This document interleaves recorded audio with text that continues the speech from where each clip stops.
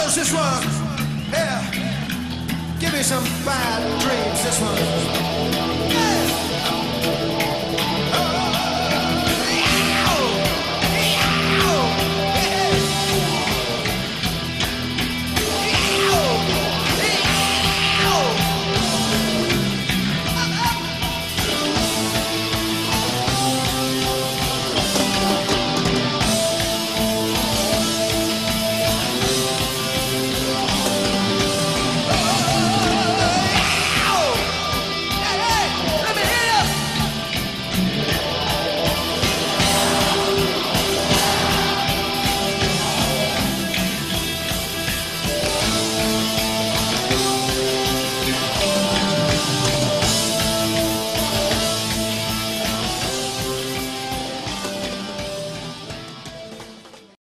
Yo por aquel entonces, en los años 80, concretamente en el 80, pues ya tenía 16 años, yo nací en el 64, y bueno, hijo de familia obrera, en un barrio obrero, no me faltó de nada, quiero decir que no hay carencias de ningún tipo.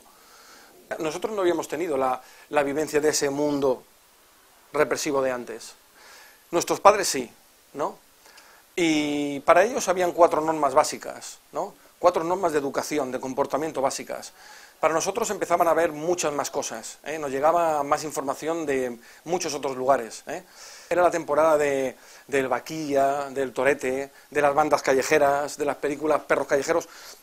Precisamente yo es algo con lo que no me identifiqué nunca, ¿no? Pero entre mis colegas de la calle, pues sí. Habían quienes, los chichos, los chunguitos, se oía todo esto. Yo era más de heavy metal, ¿no? Y a mí me gustaba más otro tipo de música, pero bueno, también me identifiqué con otros modelos, ¿no? Otros modelos que también, de alguna manera, simbolizaban la libertad. Yo recuerdo los chutes que se metía Lou Reed en el escenario. Gonna try for the kingdom if I can, 'cause it makes me feel like I'm a man. Ha ha. When I put a spike into my vein, then I tell you things aren't quite the same.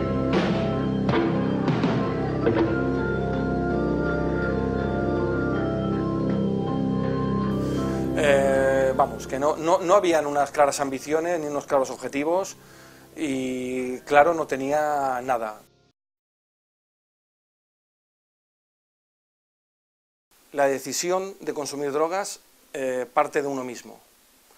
Que ese uno mismo tenga más o menos criterio, esa es otra cosa, ¿no?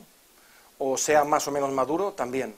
O esté más o menos influido por las circunstancias, por otros amigos, también, ¿no? Pero en principio la decisión la toma uno. Obviamente, cuando uno decide drogarse es porque oye cosas muy bonitas de las drogas, ¿no?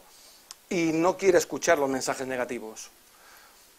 También puede uno empezar porque ve unos modelos a los que por alguna razón, ¿no?, los idealiza. Cuando hablo de modelos hablo de otros chavales de la misma edad que ya tienen la experiencia, ya han tenido la experiencia y de alguna manera se convierten en un referente, ¿no? Entonces tú también quieres, por mimetismo, ¿no?, por identificación, pues tú quieres hacer lo mismo. Y entonces te inicias, ¿no? Empiezas. Por no ser distinto, por integrarte en el grupo, ¿no?, por curiosidad, pero sobre todo, lo que no podemos olvidar es que las drogas, el consumo, el efecto de las drogas, el efecto más inmediato de las drogas, gratifica muchísimo. Es decir, la sensación que una persona tiene, los sentimientos, emociones, ¿no?, la falta de conflicto, ¿no?, que una persona tiene cuando va consumida, eso obviamente no lo otorga, no lo da absolutamente nada más que el consumo de drogas, y eso atrapa mucho.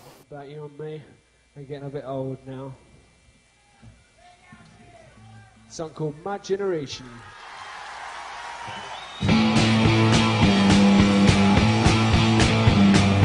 People try to put us down, my generation, just because we. empiezo con el tabaco. Yo a los 14 años empiezo a consumir tabaco y, bueno, no tardé mucho ya en consumir hachís. Por aquel entonces no se estilaba tanto la marihuana, era el hachís lo que se imponía en el mercado. Y tampoco tardé mucho en, por decirlo de alguna manera, subir a otro escalón, ¿no? Y fue pasar en menos de un año del hachís, del consumo de hachís, al consumo de LSD, por ejemplo, los tripis, ¿no? Que entonces se conocían con el nombre de secantes o micropuntos, depende de lo que comprases, de lo que consumieses, y de anfetamina. Las anfetaminas eran muy fácil, era sencillísimo sacarlas de las farmacias, entonces no habían controles tan rigurosos como después se impusieron y como los pueden haber hoy, y bueno, con recetas falsificadas se sacaban, ¿no?, todo tipo de anfetaminas, dexedrinas, centraminas, maxivamatos, milips, etc. Todo esto son nombres comerciales.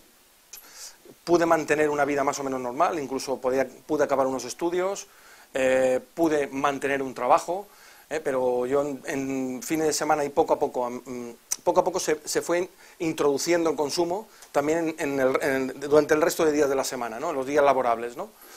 Pero fui manteniendo, sobre todo con anfetaminas, tripis, coca de vez en cuando.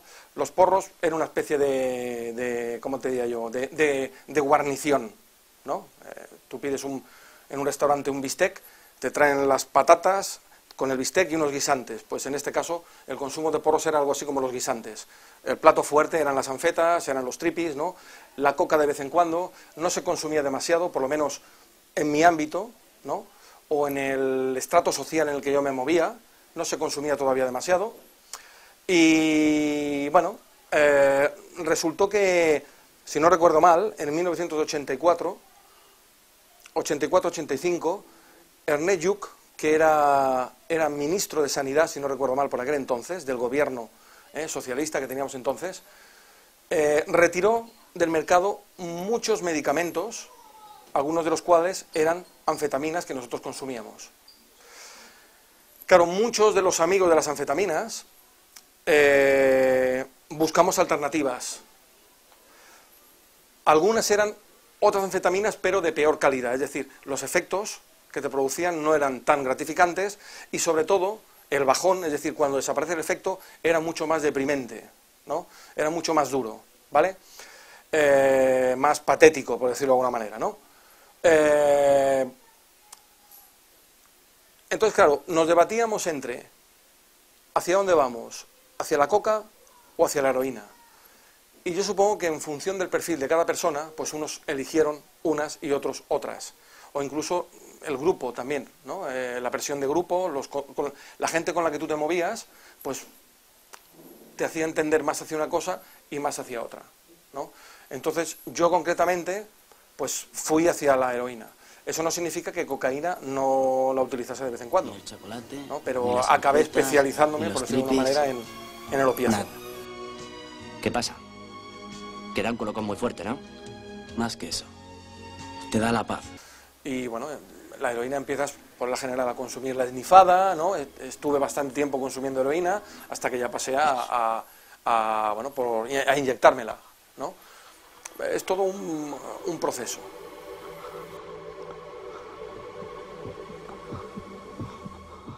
Yo me movía mucho por el barrio del Buen Pastor, me movía mucho por San Roque, me movía mucho por Verdún.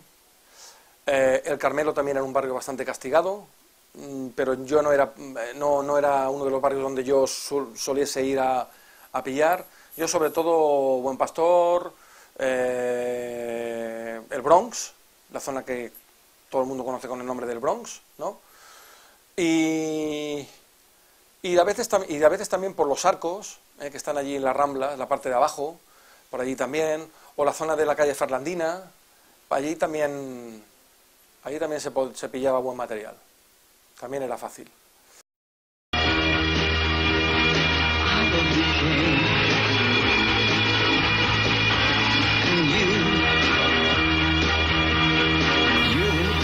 Amigos, que de vez en cuando conduciendo me acuerde de ellos en el coche y me pueda caer alguna lágrima, 2, ¿no? Que les recuerde y les añore, 2. Amigos del grupo, pues, algunos más. Y mucha gente del barrio, de mi edad, pues también, muertas muchos. No sabría ponerte un número, ¿no? Pero realmente un colectivo, una población diezmada, ¿no? Sí, se quedó mucha gente en el camino. A través de unos amigos de mis padres, ¿no? Se me ofrece una ayuda, ¿no? Se me ofrece la posibilidad, ¿no? De dejar mi entorno. Y claro, yo la situación en la que estaba era patética, sombría, o sea, era, bueno, lo poco que podía haber tenido lo había perdido, pesaba 64 kilos, no tenía más que una Vespino, ¿no?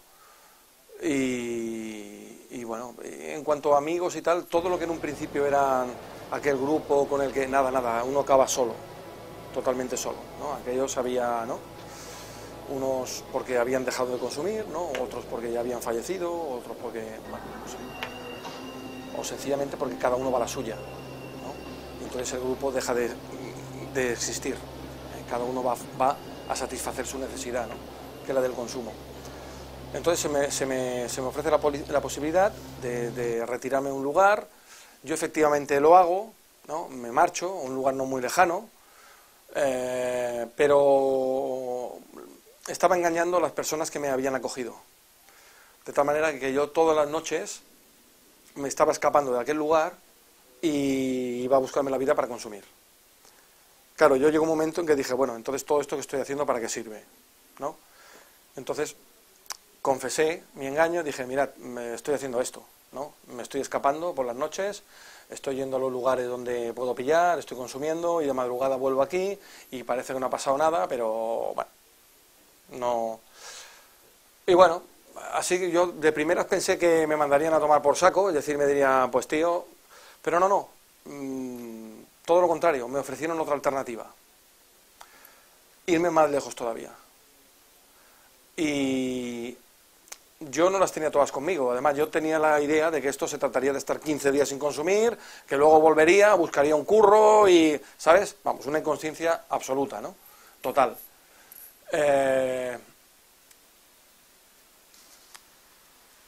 Y además por presiones familiares y tal, accedí. Entonces me fui a un lugar de Alemania, un pueblo muy pequeñito, que allí no tenía posibilidad de consumir absolutamente nada más que alcohol. Pero por lo que sea, a mí el alcohol era algo que no me había entrado nunca. Por lo que sea, por suerte, ¿no? ¿Ves? Según que otra droga sí, pero el alcohol no. Y bueno, me acogieron 2 personas. Insisto, yo con la idea de estar allí pocos días, pero bueno, lo que en un principio pretendía ser 15 días, pasó a 3 meses y estuve allí un año. Al final descubrí que aquello me iba bien, que yo allí tenía la posibilidad de alejarme de mi entorno, de no consumir más, ¿no? Aquello me daba, era un buen lugar para pensar, para reflexionar, para recapacitar, para arrepentirme, para llorar, ¿no? Para reconstruirme, ¿no? Y sí, así fue. La mejor decisión, o una de las mejores decisiones de mi vida. Volví y me acuerdo que estuve unos días yendo como voluntario a la obra social Santa Lluïsa Marillac de la madre, está allí en la Barceloneta, Sor Genoveva Masip, ¿no? Estuve pocos días, porque una de las monjas me vino un día y me dijo, Antonio, ven. Dice, mira, ha salido un curso en el Hospital San Pablo, ¿no? Para personas que habéis dejado las drogas. Y entonces me dijo algo que me llegó al alma. Me dijo, dice, necesitamos gente como vosotros. Aquello, mira, hasta me emociono. Que alguien me dijese que me necesitaba. ¡Corten! No, bueno, aquello fue, Alemania fue importante y aquello también mucho. Entonces fui caminando desde allí, desde desde la Barceloneta hasta el Hospital San Pablo, pensando si tenía yo que hacer aquel curso o no. Caminando, porque yo vine de Alemania muy cargado de paciencia, ¿sabes? Muy reflexivo, todo lo contrario, ¿no?, lo que había sido en el mundo del consumo, ¿no? La inmediatez, el trapicheo aquí y allá, ¿no?, las movidas, ¿no? Bueno, supongo que incorporé, bueno, pues una serie de valores, de conductas, de comportamientos, que me ayudaron obviamente a afrontar el problema, ¿no? Y sí, acabé haciendo el curso aquel. Y desde entonces ya no he parado de estudiar, empecé a trabajar, estuve haciendo prácticas, fui voluntario también en algunas entidades, ¿no?, del ámbito de las toxicomanías, y bueno, y al final pues acabé de educador en una comunidad terapéutica y en un piso terapéutico, estuve trabajando casi 10 años. Mira, vamos a ver, pertenece al conjunto de vocales V. Vale, son irracionales.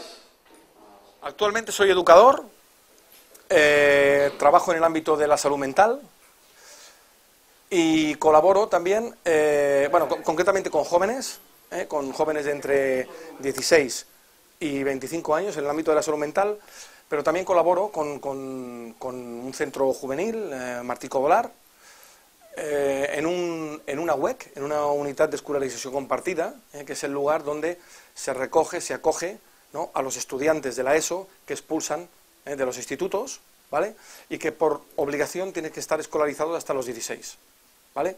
Es decir, chicos entre 13 y 16 años, excepcionalmente 17, ¿vale? Y también en un proyecto de inserción, en un programa de inserción sociolaboral que se llama el CLAU, donde se acoge a chicos, ¿no?, chicas, a partir de 16 años, entre 16 y 21 años aproximadamente, y que van más encaminados hacia una inserción laboral.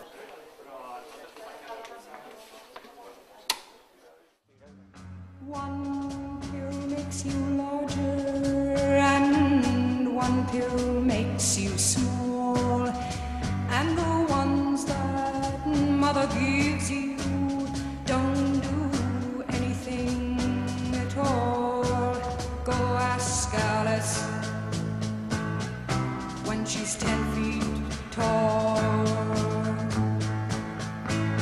And if you go chasing rabbits